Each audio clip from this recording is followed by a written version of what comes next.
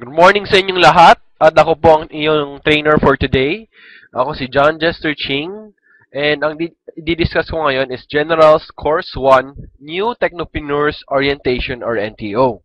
So ano ba talaga ang dapat mong gawin pagka-join mo ng V-Mobile? Siyempre, number 1, aralin mo ang negosyo at mag-attend ng trainings, which is ito po yung first part.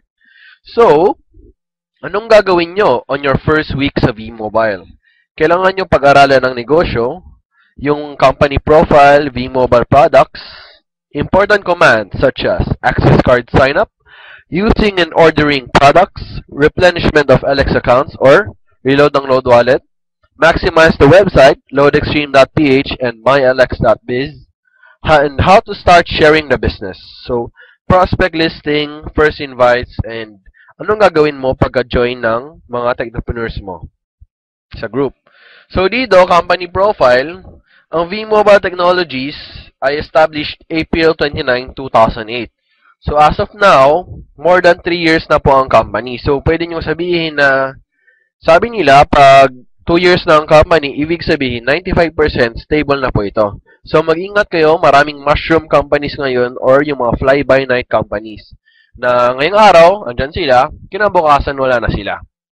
So dito, ang V-Mobile subsidiary of Penta Capital Management Corporation. Ibig sabihin, ang Penta Capital ang may-ari ng V-Mobile. So proven technology for 5 years.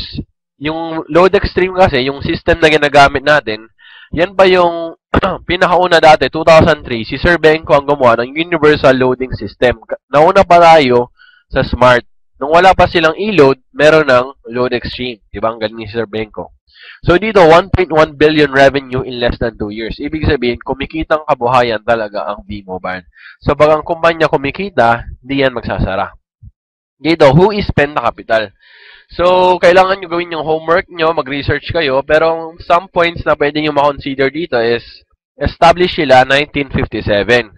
So, more than 50 years na ang Penta Capital, ibig sabihin, sobrang stable na nito. So, kailangan i-build up nyo yung credibility ng Penta Capital dahil sila yung may-ari ng V-Mobile.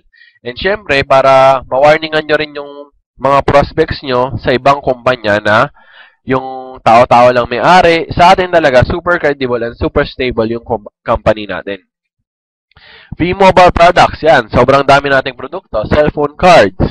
Yung mga cards na ini-scratch, landline, yung online cards, yung mga broadband internet kasali na dyan, Globe Tattoo, Sun Broadband, Smart Bro. So dito, online gaming, yung mga mahilig mag-games, and syempre electronic loads like Smart, Globe, Sun, Talk and Text, TM, and Red. So more than 250 products. So dito, to know the updated list of products, kailangan nyo pumunta sa loadextreme.ph under products. So pagpunta nyo sa website, click nyo products, makita nyo doon, updated list ng produkto natin. Number 1, discuss the quick guide.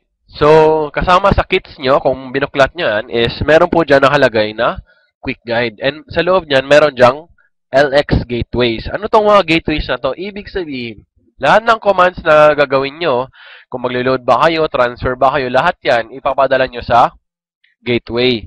Pero dito sa gateways natin sa quick guide, medyo congested na siya. So, we suggest na gumamit kayo ng updated gateways.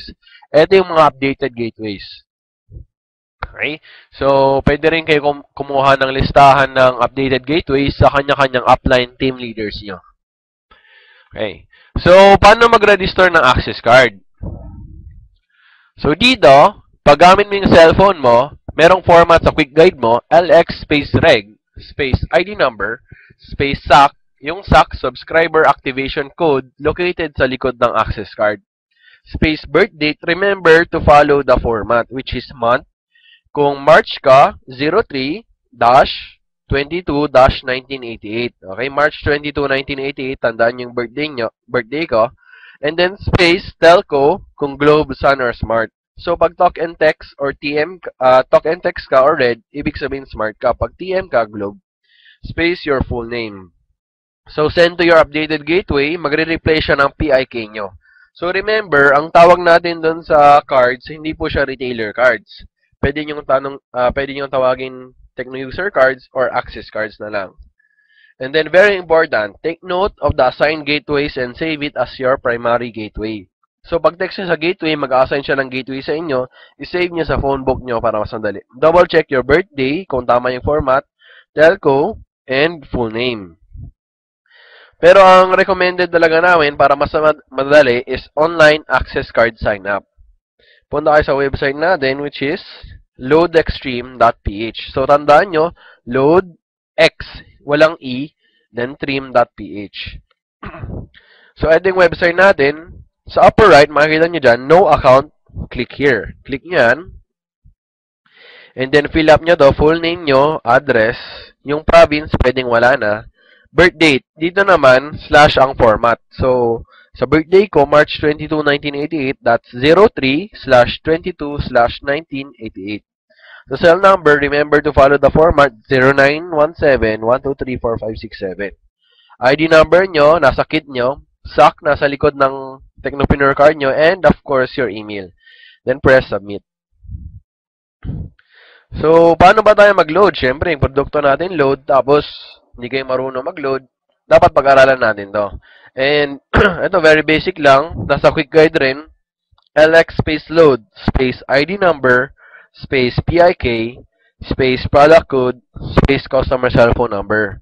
Medyo complicated lang siya tingnan, pero pag na-try mo na, mas madali. And example, okay? LX space load, ito yung ID number niya, 534123457, space PIK, space your product code, SU50X, ibig sabihin, Sun 50 ang denomination, and then the cell phone number. So dito, sample it, ang pinakaiba lang ang product code which is level up 100. Ang tatandaan nyo, pag ang auto-load, meron siyang X sa dulo. So mas madali pag auto-load kasi automatic, pasok agad sa cellphone nyo yung load. Pag pin-based cards naman, kailangan nyo pa siya i-load. Kung paano mag-load ng pin-based cards, nasa product guide lang kasama sa kit. Okay? So, tips. Save the format in your phones. Pwede mo i-save as draft or template yung LX load format natin. Para ang papalitan mo na lang parati is product code and cellphone number. Number 2, always double check. And number 3, be wise and smart. So, yun nga, mas madali auto-loads kaysa ipin. Dito ba, nagreklamo yung downlines nyo kung bakit hindi pumasok yung load, double check nyo lang format. Kasi kadalasan na mali dito, may double space, or mali yung product code, yung mga ganon. 90% ng mga reklamo is human error. 10% lang yung system error. So, how do you load? Ito yung cellphone mo. Ang average discount natin, para walang gulo, ang sabihin nyo lang 8 to 11%. Okay? And then, what if meron kang 500 na load wallet? Niloadan mo ng Smart 115. So, ang nabawas sa'yo, hindi 115, since discounted tayo, ang nabawas lang sa'yo is 103 pesos. So, magkano na lang natira sa load wallet mo? Tama, 397. What if nag-load ka ng Globe? Siyempre, dahil discounted tayo, hindi 100 ang mababawas sa'yo, magkano? 90 pesos. So, ang natira na lang sa'yo is 307 pesos. So, pag in-add natin yung lahat, 522, ibig sabihin, nakasave ka ng 22 pesos. Pang merienda mo na rin yan. Assumption, 10% average savings. Tapos, 30 pesos yung load mo araw-araw, that's 900 pesos sa buong buwan. That's 90 pesos monthly savings. So, kung napansin nyo dito, average savings. Hindi ko